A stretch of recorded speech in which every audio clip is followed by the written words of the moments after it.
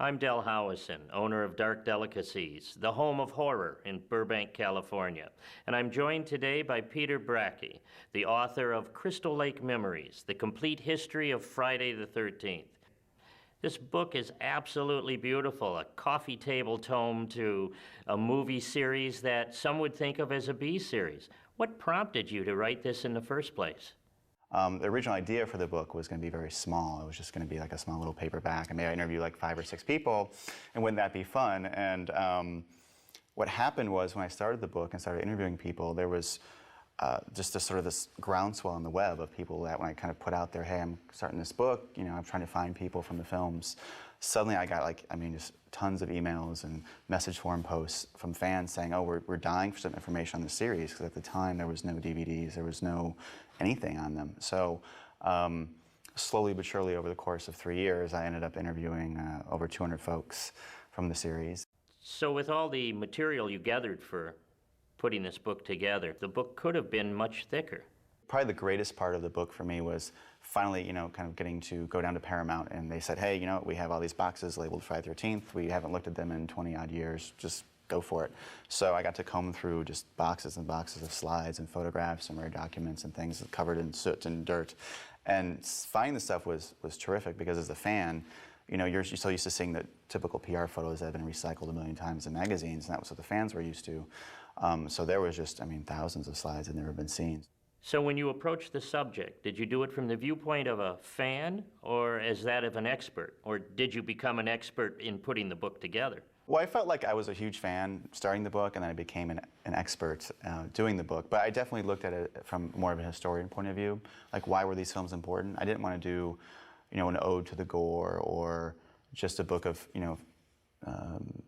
fan musings. It really had to be like, how did this happen? Why did this franchise go from sort of this meat and potatoes drive-in film and become this huge, cash cow cottage industry? 11 films, from a guy in a hockey mask. That's, it's kind of unheard of in cinema. So I just made an outline. I just kind of sat and picked all the important points. So Friday the 13th, the whole series was actually part of the second golden age of horror after the Universal of the 30s and 40s. What was the actual genesis of this thing, and how did it come about? It was at the forefront of that drive. I think the great happy accident of Friday the 13th is that when the film was done, Sean Cunningham was able to show it to some major studio distributors. And one of those was Paramount Pictures, who recognized the commercial value in the film. And suddenly they took this little small pot boiler, and it kind of elevated it up to the level of an A picture by giving it a mass market media campaign. They opened it wide in like over 1,000 theaters, I believe, which was huge back in 1980. They didn't screen it for critics, so it kind of just went out there, and they advertised it very well. They advertised it as this sort of kind of circus where you're going to see all these creative murders, and no film had really been marketed in the sense of its gore. So this was the first time that happened. So it had a great opening weekend, and it held all the way through the summer. It became the biggest horror hit of 1980. It outgrossed The Shining, it outgrossed Dressed to Kill, and all these other sort of more highbrow films. So it completely took its makers by surprise, and Sean Cunningham certainly did not expect this kind of level of success. The first one, as you said, was done in an atmosphere of having a good time, low budget, makes a lot of money. Now it's the second one. How many of those people remained, and was there a lot of pressure to not only duplicate the success of the first one, but go even better? The interesting thing about Friday the 13th is that it's very hard to make a sequel to a film where pretty much everyone has been killed. So even your main villain has died. So part 2 obviously needed a new villain. So through a lengthy sort of development process, they decided to make Jason, who was really only in the dream sequence in the end of part one, the villain, the main villain.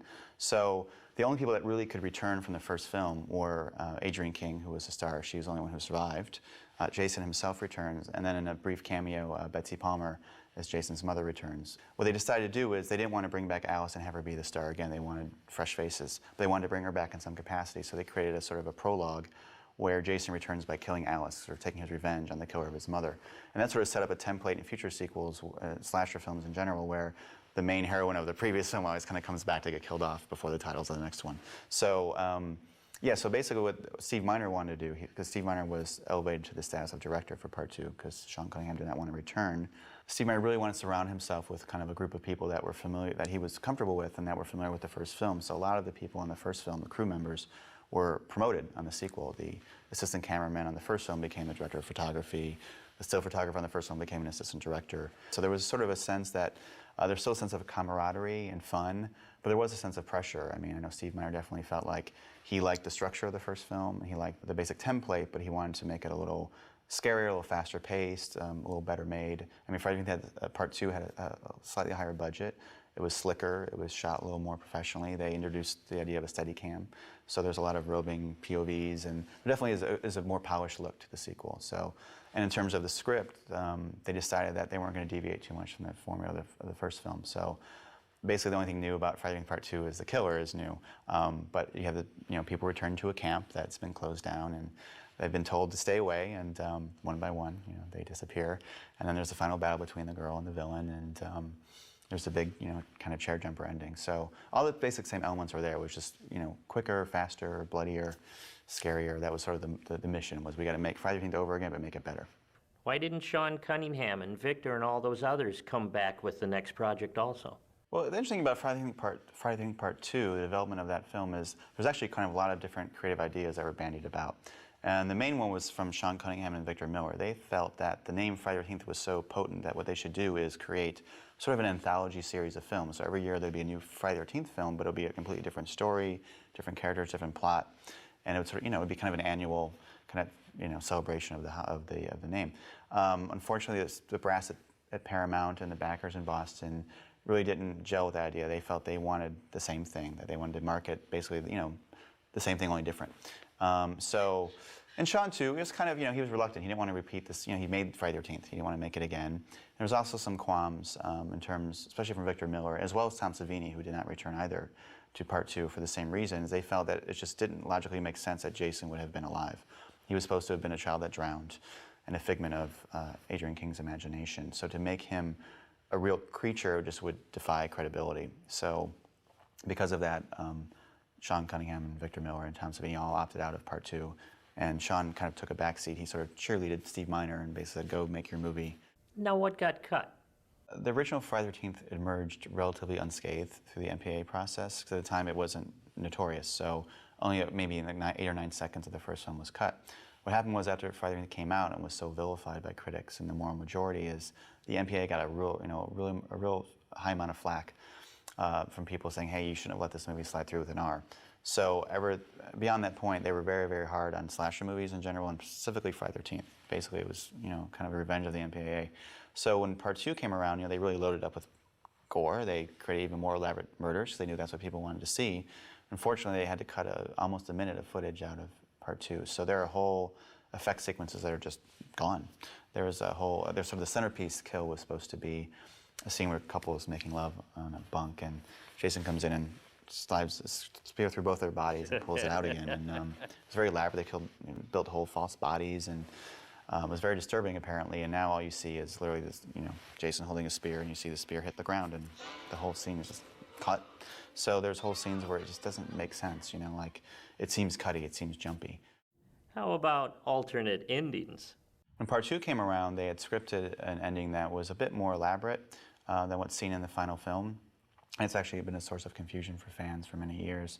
The original idea was that Ginny, played by Amy Steele, and John Fury, who plays her boyfriend, are attacked by Jason in a cabin, and there's a struggle, and it kind of fades to white.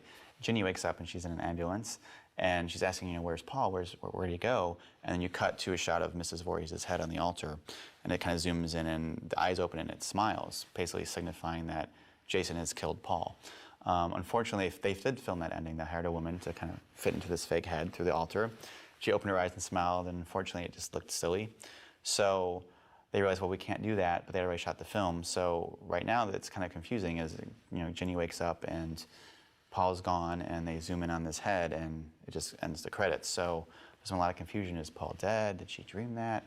So unfortunately, the original kind of ending never really quite came across. So, but the intention was that Jason had killed Paul and had escaped somewhere, and the evil of Jason and the legacy of Mrs. Voorhees is living on in the woods. By the time number 3 came along, it had made its imprint on teenage horror films. What do you think was the lasting impact from the Friday the 13th series? Well, I think Friday the 13th definitely has earned its place in the pantheon of horror films in general. I mean, Jason is now like Freddy Krueger and Michael Myers. He's a modern equivalent of Dracula, Frankenstein, and the Wolfman. He's our generation's boogeyman. Everyone knows, if you see a hockey mask and a machete, you know exactly what that means. You don't ever have to see a Friday the 13th movie. You know who Jason is. So because he's become iconic like that, I don't think he'll ever truly die. I mean, he's been repurposed in more films and a remake and novelizations. I mean, you go to Universal Horror Nights every year and there's a Friday the 13th maze, I mean, Jason is a premier villain of our time. So as long as there's money to be made from Jason and Friday the 13th, he will survive. Great. Well, thanks for coming. It was a pleasure. You're welcome.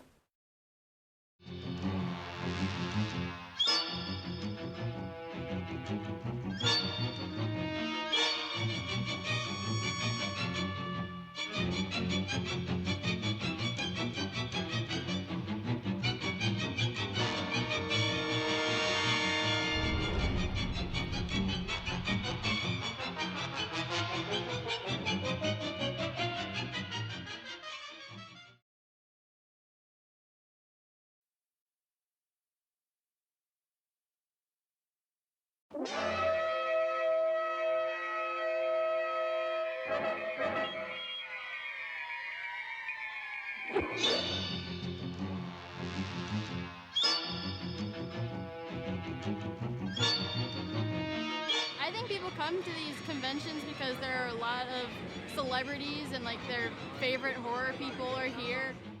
All the love is what draws people to conventions like this, and that sounds so cheesy, but it's true. Somebody invited me one time, and I had such a great time. I just kind of grew up on it. I mean, me and my sisters would always sneak upstairs at midnight and watch different slasher festivals or things on TV that we weren't supposed to watch, so it kind of stuck with me. I had been to several conventions throughout the country. Kind of took my notes from that, and I'd always want to make a convention that's fan-friendly. A lot of these conventions, they're there for the fans, but they're not very fan-friendly. In other words, the fans go there, but it seems like sometimes they come away disappointed. Either the lines are too long, their favorite stars don't show up, it's too cramped. So I took all that into play, and I wanted to make a fan-friendly convention. I think I've done that. It has a life of its own, and you come and you get involved in that force, that flow, of meeting the celebrities and shopping and the rubber band fights that we're doing. Fans come now and bring us rubber bands. A guy yesterday gave me the rubber band gun because he saw on the internet the rubber band wars that we started at the convention. So it's just fun. It's not something you see every day, the people that you hang out with, Well, horror conventions are great, and I do about 6 a year, and it's an incredible experience.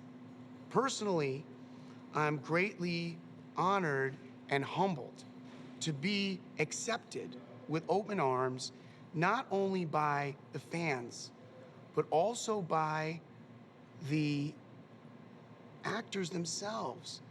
I mean, to me, one of the greatest things about the horror conventions is the acceptance which they have given me. I mean, these are really great stars. These are really great actors.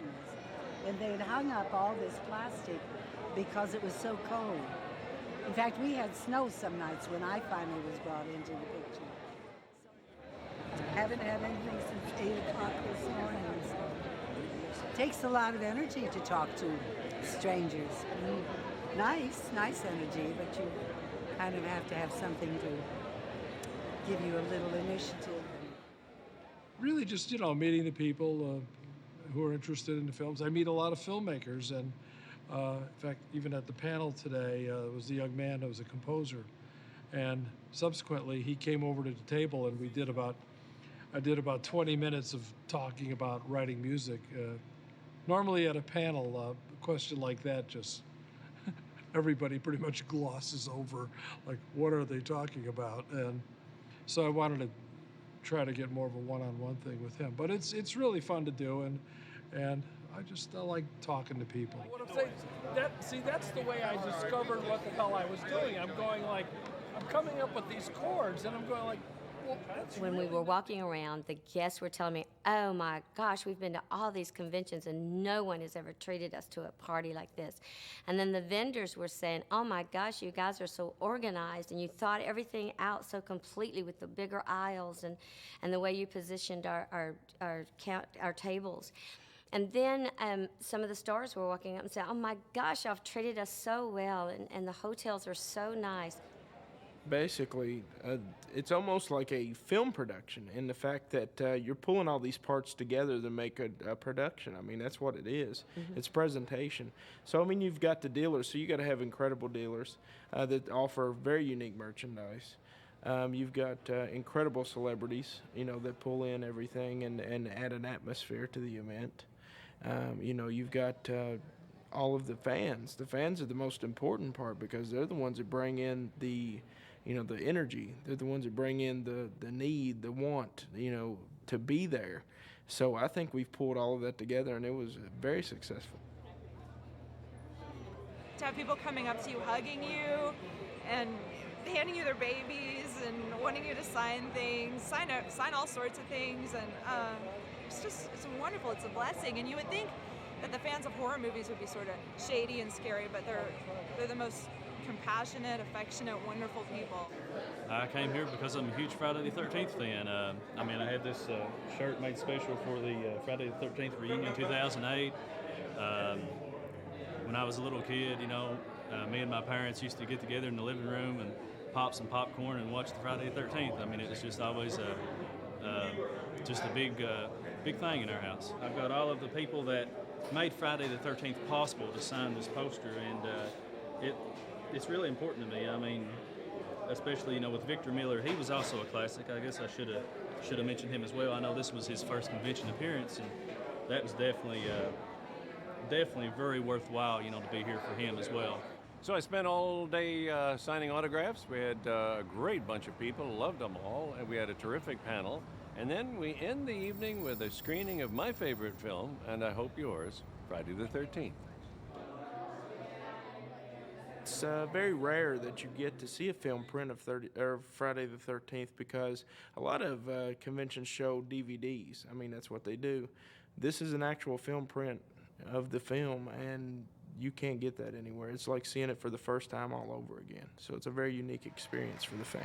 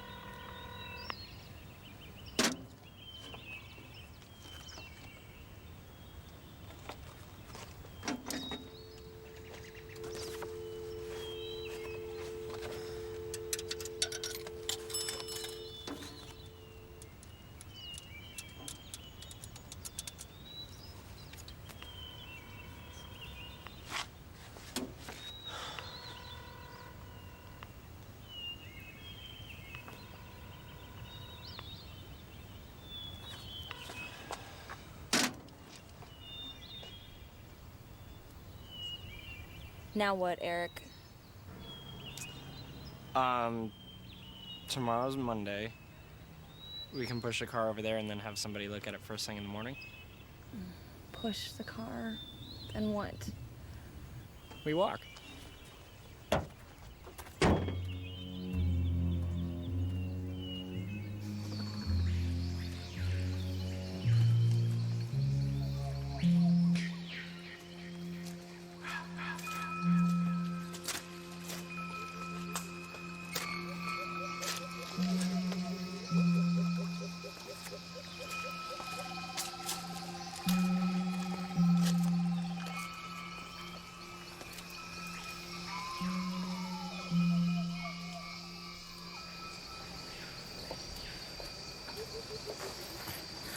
How far is it? The camp's just over on the other side of the hill. Well, what about ticks? What about him? I hate it out here. I bet you do.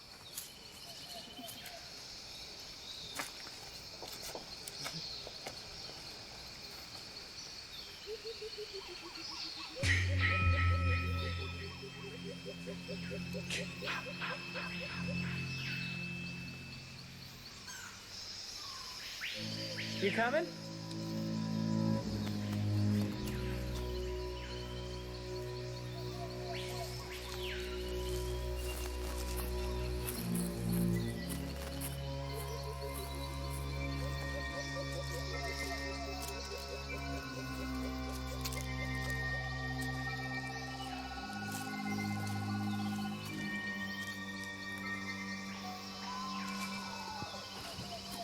What the hell is this? This can't be right.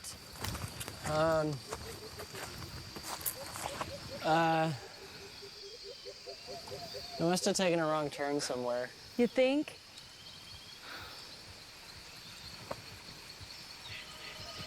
Eric, What? there's someone up there. No, there isn't.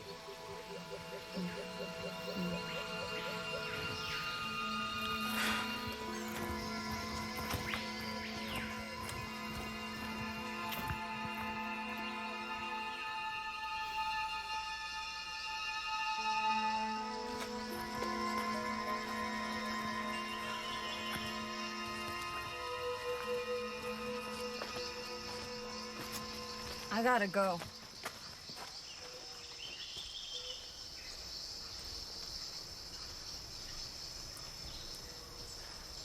So go.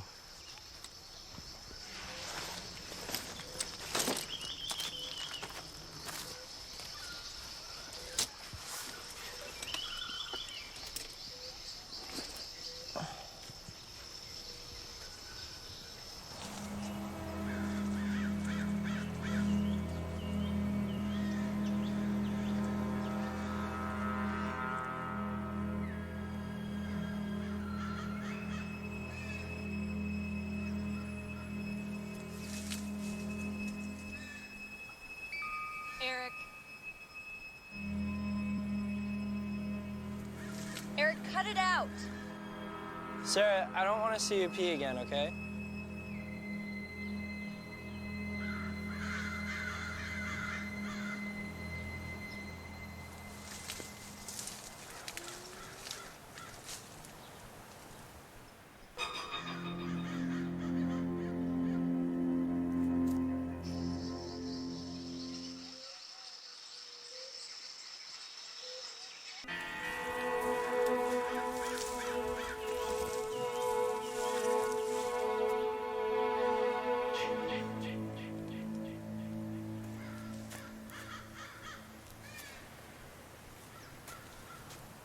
Hey, Sarah, hurry up. It's getting late, okay?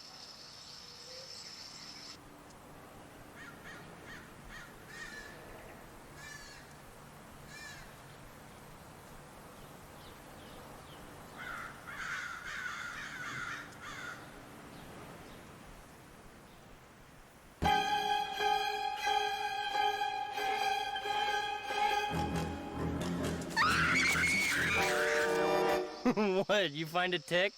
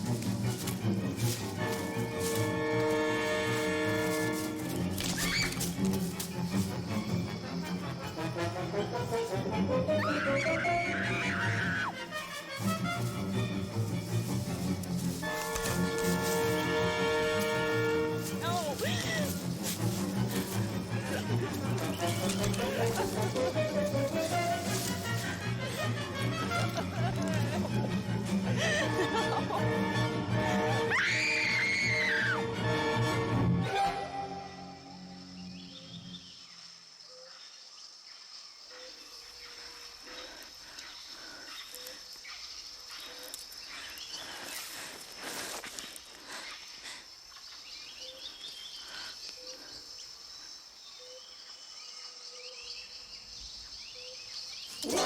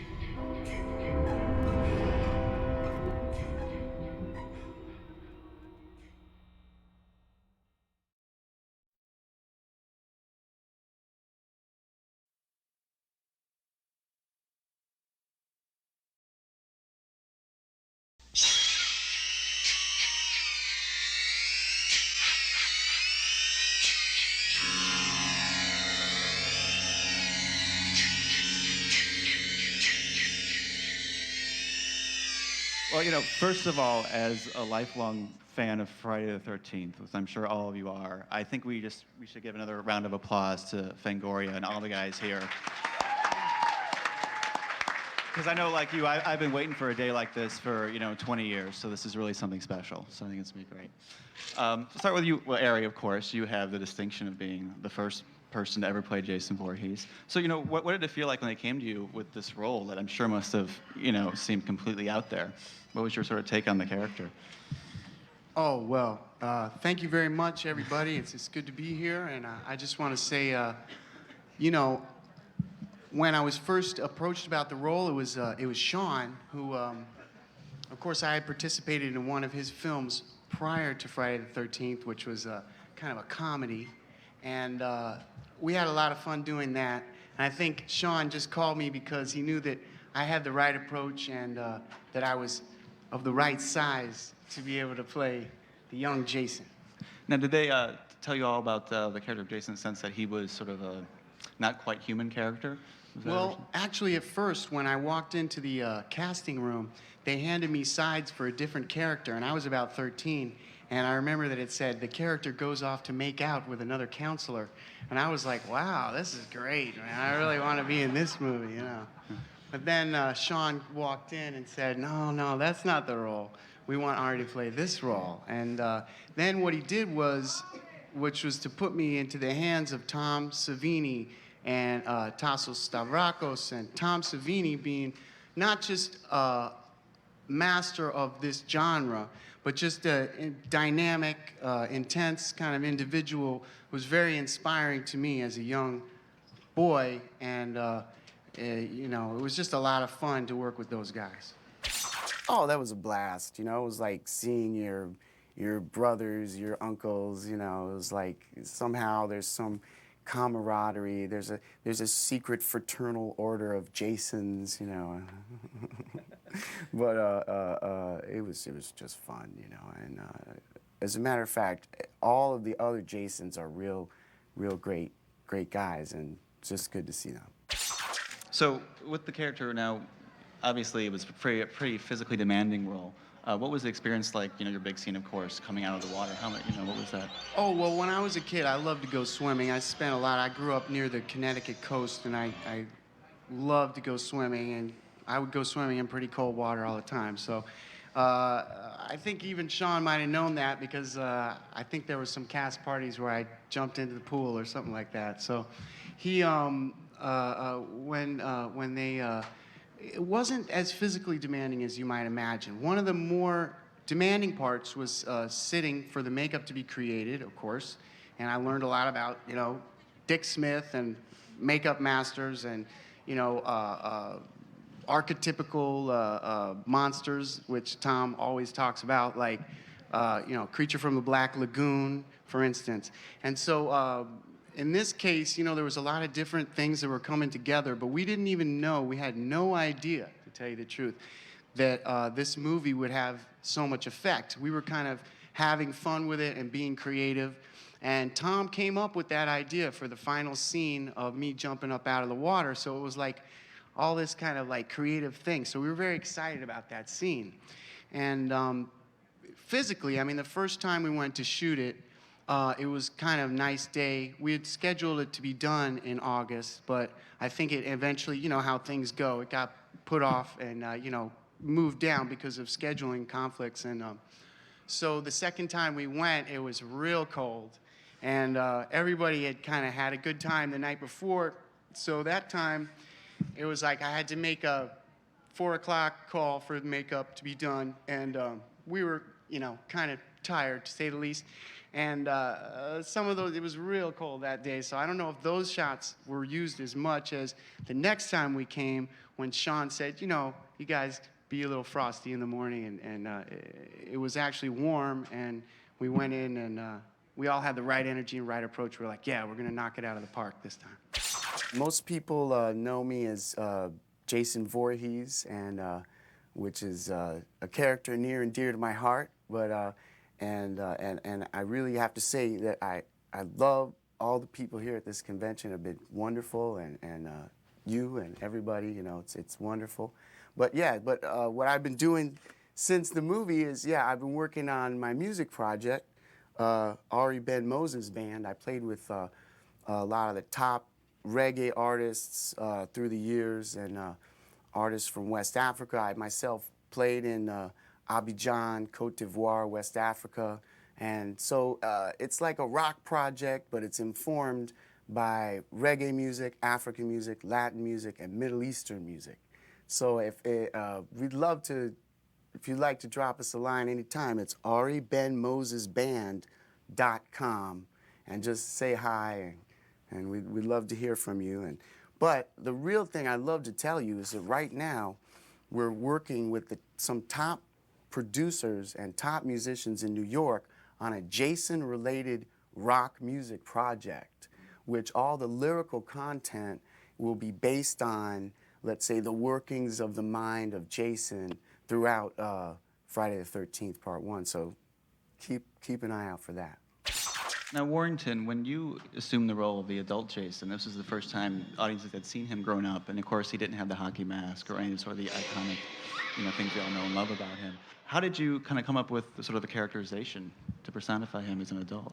Well, what started was I had gone to Lee Strasberg School in New York. I thought I was going to, become this new budding actor on the scene. Agent submits you for the role. I think for part 2, I was submitted to be the camp counselor. So I don't know what happened in the audition, but I didn't get the part. So they liked me, so they said, well, would you like to be Jason? So I said, look, I'm happy to do anything you want me to do.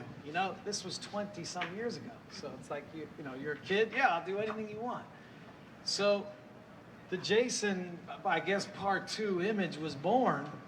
And you arrive on the set. Jason had 6-7 hours of makeup to put on. They built a new eyeball down here. All the hair forms on your face. All new dentures went in your mouth. And I thought, oh man, this is my break into Hollywood. Great. I got a part. I got a bag on my head. I jumped through the window to kill Amy Steele with a machete through my shoulder with blood squirting out all over the place. I'm saying, great, I'm really going to be a big star now. So it was a shock. It was fun to do something. And I'm particularly overwhelmed. A lot of old memories came back up being part of this convention here today. I just can't believe it's 20 years later and we're still talking about Jason. I'm Very happy to be included. I'm very flattered that I was able to be part of this. It's been such a success story in American history. I mean, you're talking about a series of films to go over that spans 20 years, grossing $1 billion.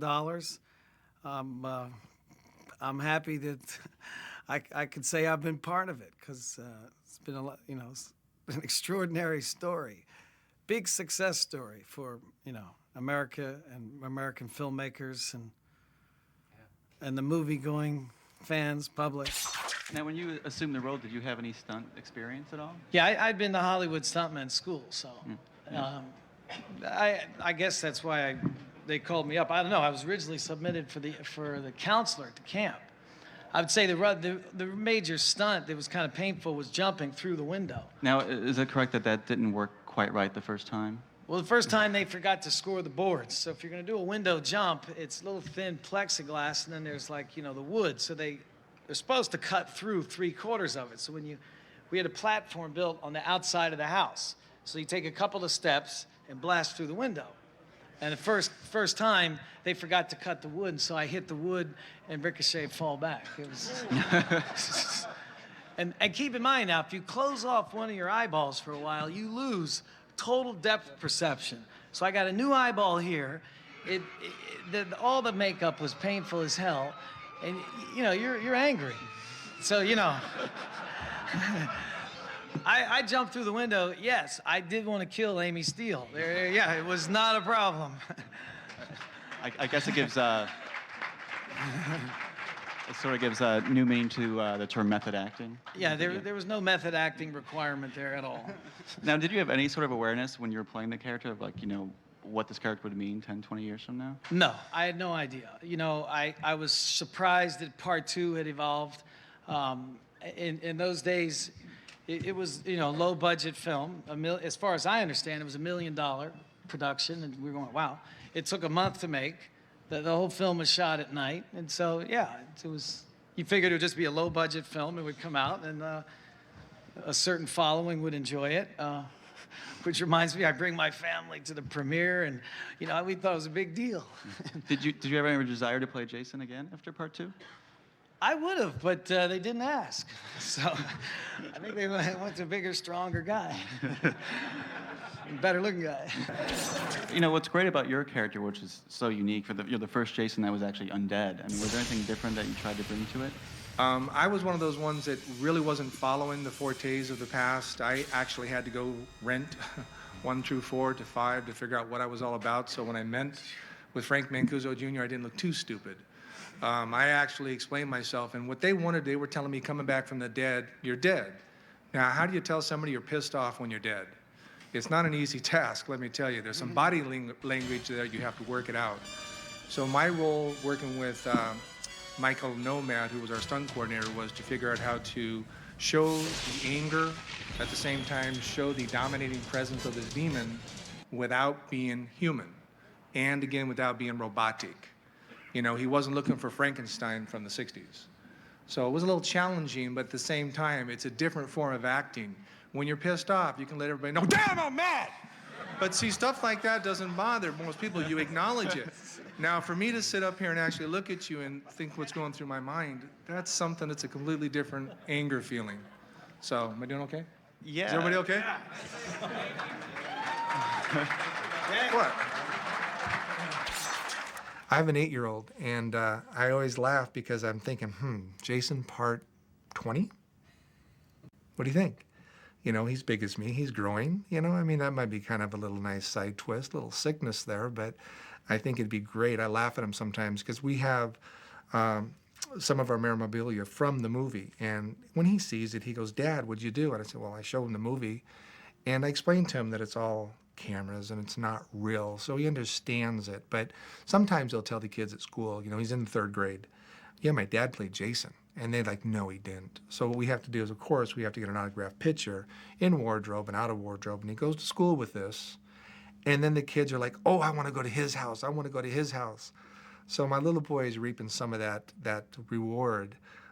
But, I think it'd be funny to watch one of our children do the character in 10, 15 years. I think it'd be just not only humorous, but at the same time, I think it'd be very, very cool. Now, you were also in the military, is that correct? Yeah, I spent 4 years in the military, 74 to 78. So when I got the part, they were looking for, again, a stuntman. But I try to stay in shape even at my age now. But the factors of coming out of the military and then going right into this wasn't a big deal to me. And again, I had Michael Nomad for a stunt coordinator, and very reputable in those years. I'm not sure what his career is now, but I had a full faith in him. When he told me that we were going to do a half a body burn and we would do these stunts underwater, I wasn't really intimidated by the factor because I had confidence in the people around me. And that's part of being a stuntman, from what I totally understand from being a true stuntman, is having the people around you believing that they will support you and protect you. I had that faith in Michael. Now, Kane, and of course we all know Kane is not...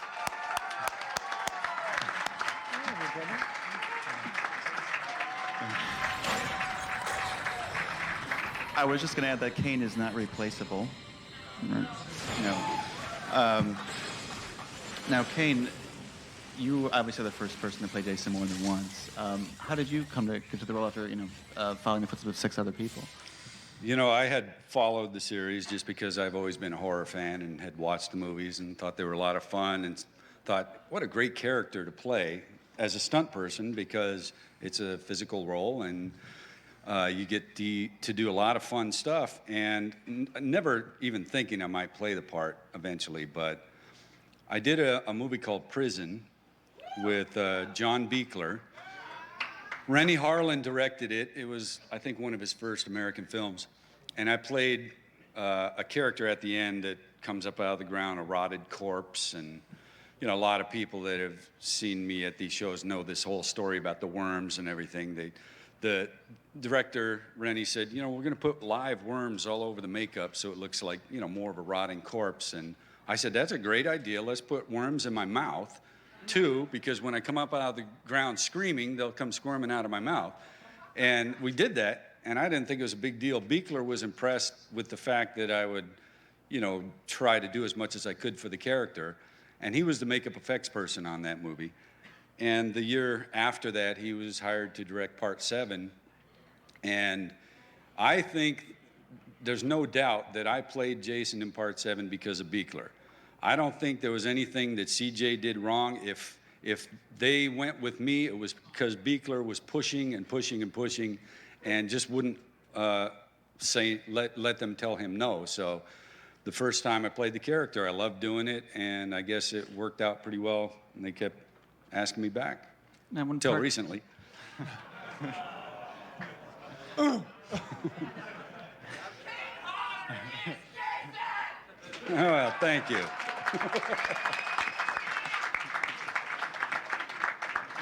Now and Warrington and area as well. Certainly a trademark of Jason is the hockey mask, and the fact that nothing really can be done to him. So it's almost like, as a fan, you wait for the next movie just to see what new things they're going to try to do to Jason to destroy him. And it's almost like, once you've seen a few movies, you have to keep seeing the rest of them just to see what comes up next. And my input as to trying to make the kills creative, I think makes it a little more interesting too. You don't want to go to the movie and see Jason kill people the same way he always has. Maybe once or twice, just for old time's sake, you do the same things, but you need to come up with inventive ways, and not necessarily more graphic, but just more violent without the gore, so that it'll be in the final product and just as fun to watch. Like in Part 8, the kill that comes to mind is the guy that is boxing Jason on top of the roof. And the actor hit me, his name is VC, hit me like 60 times or something. Each take, because we ran the entire take from all the punches till the very end, he wears himself out and then says something unfriendly to Jason, at which point Jason hits him once and his head flies off. So, it's kind of a shock that, he'd punch a guy's head off, but the head goes flying off the roof and lands in a trash can. What more could you ask for? Now, Kane, when Part 8 came around, was that something you lobbied hard for? Did they approach you about I returning? did, because we shot Part 7 in LA and Alabama, and then I heard they were going to do Part 8, and they were, kind of considering me to come back and play the part again. But then I heard that they were thinking of using a Canadian stuntman, ironically enough, in Jason Takes Manhattan. And I did, in fact, lobby very hard to play the part again. I called up the people at Paramount and said, I really want to do this again. I had a good time doing it. I think I did fairly well. And they finally listened, and they were, able to go ahead and say, let's do it again. I totally enjoy playing the character. I always have. And I think that was part of my success, being asked a second time, since nobody had before, was that I really tried to put as much into it as I could. A lot of people just think, it's just a big guy in a mask walking around, not much to it. Easy to do, but if you think about it, trying to be scary without facial expressions or your voice, pretty difficult to do with just the way you position your body. And I guess some of the things that I like how they turn out the best are scenes that I didn't even really think about too much. I just went in there, rolled the cameras, and just did what I felt was right, and it ends up, to me, looking the best. Now, you kept this character alive for 10 years. I mean, I think single-handedly, when the series during the lean years in the 90s, it was Kane that was going to the conventions and out there pushing this character. I mean, what is it about Jason that you so connected with? I guess the character possibly isn't too far away from my real personality. So it doesn't take long to slip right in there and start tearing people up. I just love doing it. I always have. And I think I do have somewhat of a temper, and it's nice to go to work and get all that aggression out and go home calm.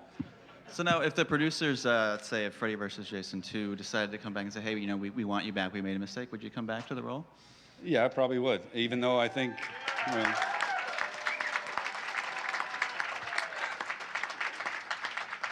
I honestly thought I was going to play the part in Freddy vs. Jason. I got the script and everything else, and then something happened, and they decided not to use me. But, I'd go past that and put the mask on again. There's so many things that he has done and have had done to him that I don't even know what there is left. I would like to see, and I don't think it could ever happen because of two different companies, I would like to see Jason and Michael Myers in the same film.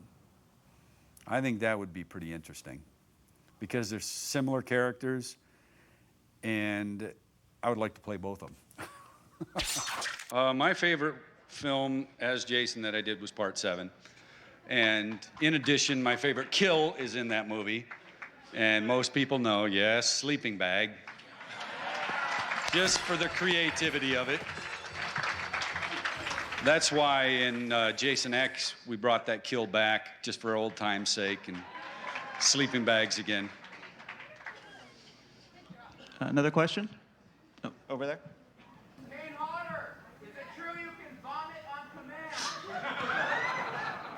Well, that is Bill Butler. I would wager any amount of money. I did kill Bill in Part 7 very violently, and I also worked with him in Texas Chainsaw Massacre. And yes, I can vomit at will, as a matter of fact. Thank you.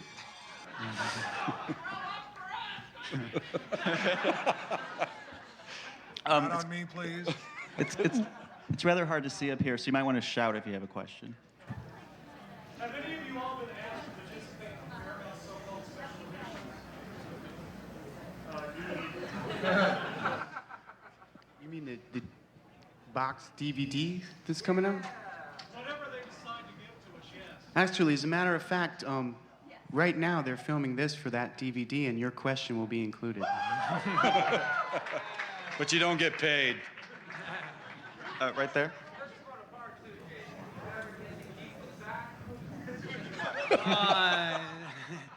No, I didn't get the sack, but I kept my clothes and I kept some of the the teeth and the makeup stuff. But that got lost long ago. Right there and then right there. So we'll do first. Which Jason killed the most? Oh, that's a good question. The highest body count. Yeah, I don't know. I think it could be into these killers down here. Do you remember how many you killed, CJ? Yeah. Who counts when you're having fun? Yeah, we lost count. Damn. They all run After together 10, eventually. After 10, you quit counting. I think it started at 6, and I think between 7 and 10, there might be one that topped it, to be quite honest. But somebody's going to have to get back to us with an answer out there, so you're the Somebody expert. knows. Yeah. Come on. Somebody knows. Trivia. Right there. You have a kill tattoo on your lip? Yes, I do. I have kill tattooed inside my lip, yes. But it's not because I love playing the character. It's just, you know.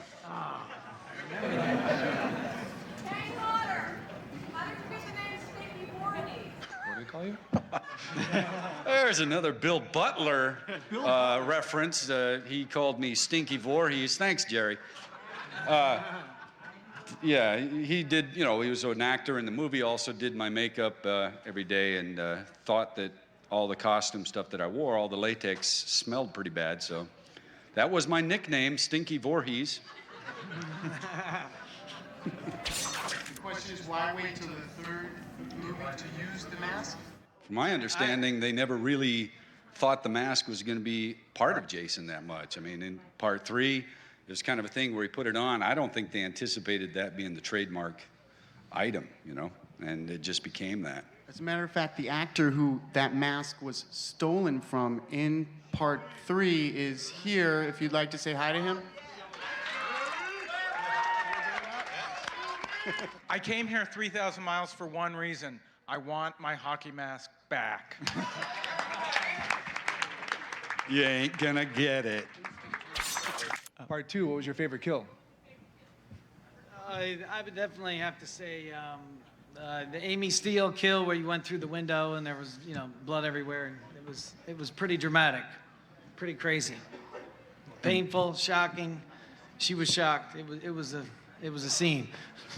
6 as well, I think she wanted to. Wait, before CJ answers, I'd just like to say what my favorite kill of the ones that he did was, I believe, in the motorhome face through the wall. I thought that was pretty creative. I personally like the one where I broke the gentleman's back. There were 2 bodies involved in that. It was an interesting stunt. You've got one guy in a hole with his legs up. You got the other guy standing up in the hole as you bend them over to snap their back. I thought that was original. That was good. Horse Shack. I'm hoping they add that to the box. There's an interesting point. When we did that kill, Tom McLaughlin actually had me pull his heart completely out and hold it in my hand and let it beat. They cut it out, but I got a feeling nowadays that would be acceptable, but I never really liked him anyway. The makeup took about 3.5 hours, part 7, and I think that the change from movie to movie is just because the makeup effects people changed each film, and they kind of had their own ideas of how Jason should look. And I personally think the makeup was the best in 7 also, just because of the teeth and everything else. I love doing the appearances, conventions and stuff, because people have really appreciated my work, and I appreciate the fans, you know, their input as to what things should happen too. A lot of times people give me ideas, and it's just nice to meet people, and for the most part, the horror fans are just the best. Very knowledgeable sometimes, and just enjoy other work that I've done besides Jason stuff. They know all the other different characters I've played and different stunts that I've done. Peter Brocky, Ari Lehman, Warrington Gillette, C.J. Graham, and Kane Hodder. The last time I did a convention circuit was 1990 back in L.A., and Tony from Fangoria had requested me to come out, and since then this is my first one, so, you know, for me it's a special reunion. I've seen Kane a couple times, we remember each other, and just the relationship with the Friday the 13th cast members and the people that we've worked with, the tradition, you know, it just carries on. I enjoyed it. I never met him before. I think I did one of them with a photo shoot. Entertainment Weekly did a shoot where they lined up all the Jasons, but I never before got a chance to really be with them, talk with them, and I can see how this thing's evolved. You know, it started with Ari as a little guy that came out of the water, and then you know, it got to my participation, and then it got crazy. It just went down the line. Casey's a big, strong guy. He looks like he could be a middle linebacker. Kane, big, strong guy, dangerous guy. I mean, this character, as I said, it just evolved, and it's actually been fun to be, you know, with all these Jasons. It's been enjoyable.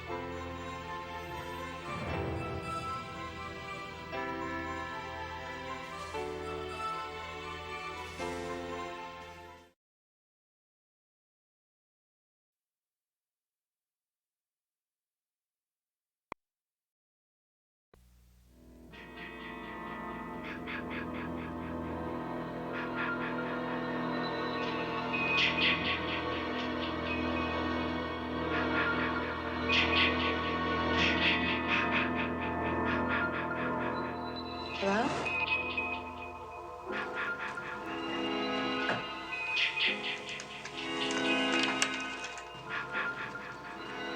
On a June night in 1980, Friday the 13th, 12 of her friends were murdered.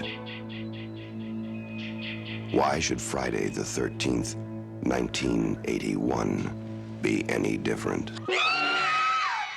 Friday the 13th, Part 2. The body count continues. 14. All doomed. You're all doomed.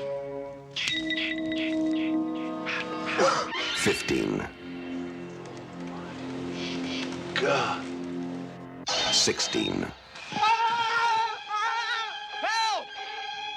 17.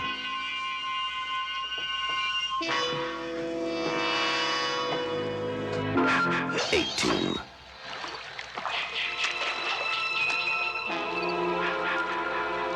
19.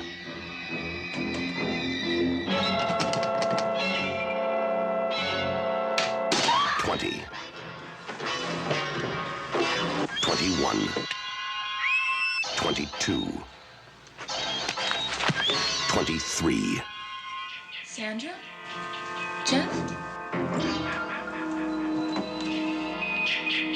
The day you count on for terror is not over.